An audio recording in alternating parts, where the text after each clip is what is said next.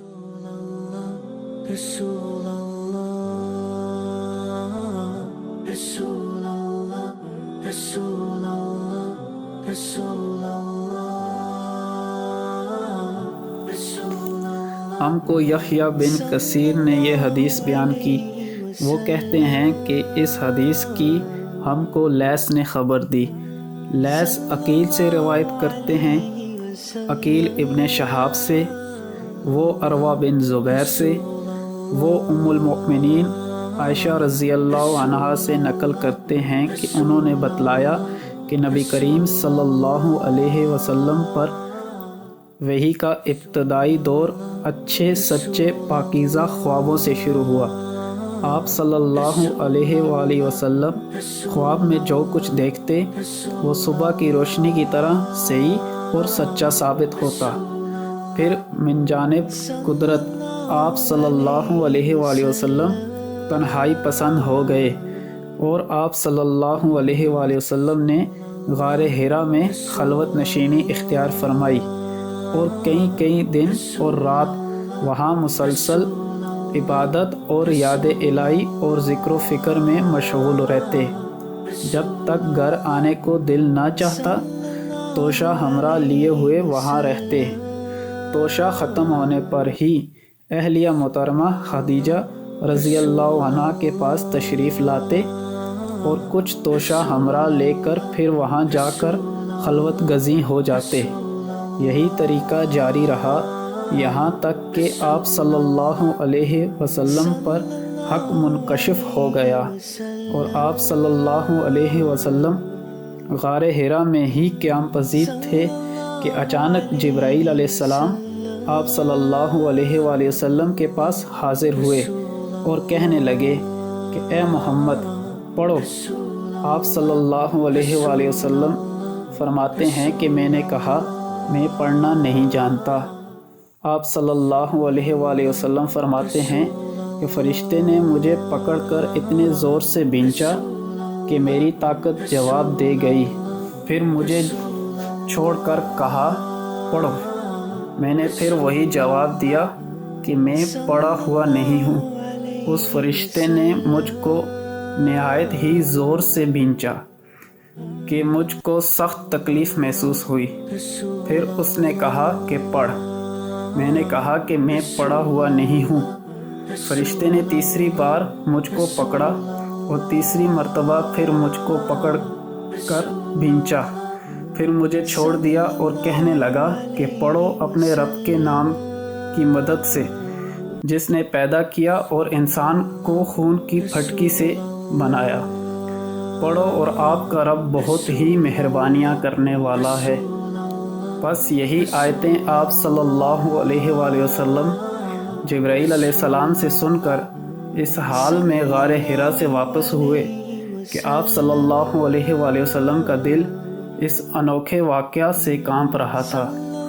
آپ صلی اللہ علیہ وآلہ وسلم خدیجہ کے ہاں تشریف لائے اور فرمایا کہ مجھے کمبل اڑا دو، مجھے کمبل اڑا دو۔ لوگوں نے آپ صلی اللہ علیہ وآلہ وسلم کو کمبل اڑا دیا۔ جب آپ صلی اللہ علیہ وآلہ وسلم کا ڈر جاتا رہا تو آپ صلی اللہ علیہ وآلہ وسلم نے اپنی زوجہ محترمہ خدیجہ رضی اللہ عنہا کو تفصیل کے ساتھ یہ واقعہ سنایا اور فرمانے لگے کہ مجھ کو اب اپنی جان کا خوف ہو گیا ہے۔ آپ صلی اللہ علیہ وآلہ وسلم کی اہلیہ محترمہ خدیجہ رضی اللہ عنہا نے آپ صلی اللہ علیہ وآلہ وسلم کی ڈھارس بندھائی اور کہا کہ آپ کا خیال صحیح نہیں ہے۔ اللہ کی قسم آپ کو اللہ کبھی رسوا نہیں کرے گا۔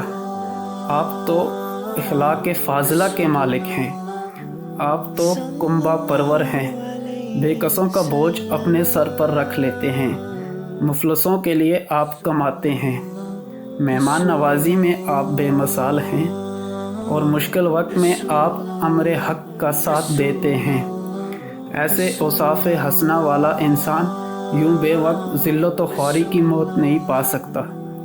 پھر مزید تسلی کے لیے خدیجہ رضی اللہ عنہا آپ صلی اللہ علیہ وآلہ وسلم کو ورقہ بن نوفل کے پاس لے گئی جو ان کے چچا زاد بھائی تھے اور زمانہ جاہلیت میں نصرانی مذہب اختیار کر چکے تھے اور عبرانی زبان کے کاتب تھے۔ چنانچہ انجیل کو بھی حسب منشائے خداوندی عبرانی زبان میں لکھا کرتے تھے۔ انجیل سریانی زبان میں نازل ہوئی تھی، پھر اس کا ترجمہ عبرانی زبان میں ہوا۔ ورقہ اسی کو لکھتے تھے۔ وہ بہت بوڑھے ہو گئے تھے، یہاں تک کہ ان کی بینائی بھی رخصت ہو چکی تھی۔ خدیجہ رضی اللہ عنہ نے ان کے سامنے آپ صلی اللہ علیہ وآلہ وسلم کے حالات بیان کیے اور کہا کہ اے چچا زاد بھائی، اپنے بھتیجے محمد صلی اللہ علیہ وآلہ وسلم کی زبانی ذرا ان کی کیفیت سن لیجئے۔ وہ بولے، بھتیجے، آپ نے جو کچھ دیکھا ہے اس کی تفصیل سناؤ۔ چنانچہ آپ صلی اللہ علیہ وآلہ وسلم نے از اول تا آخر پورا واقعہ سنایا، جسے سن کر ورقہ بے اختیار ہو کر بول اٹھے، یہ تو وہی ناموس معزز رازدان فرشتہ ہے جسے اللہ نے موسیٰ علیہ السلام پر وحی دے کر بھیجا تھا۔ کاش میں آپ کے اس عہد نبوت کے شروع ہونے پر جواں عمر ہوتا، کاش میں اس وقت تک زندہ رہتا جبکہ آپ کی قوم آپ کو اس شہر سے نکال دے گی۔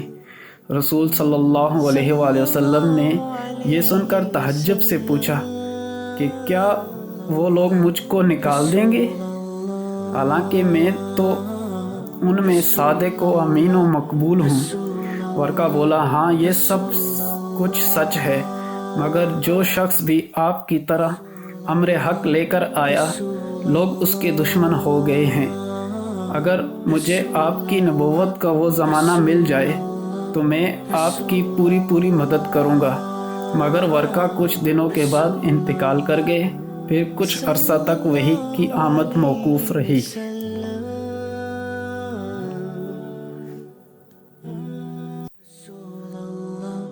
رسول اللہ،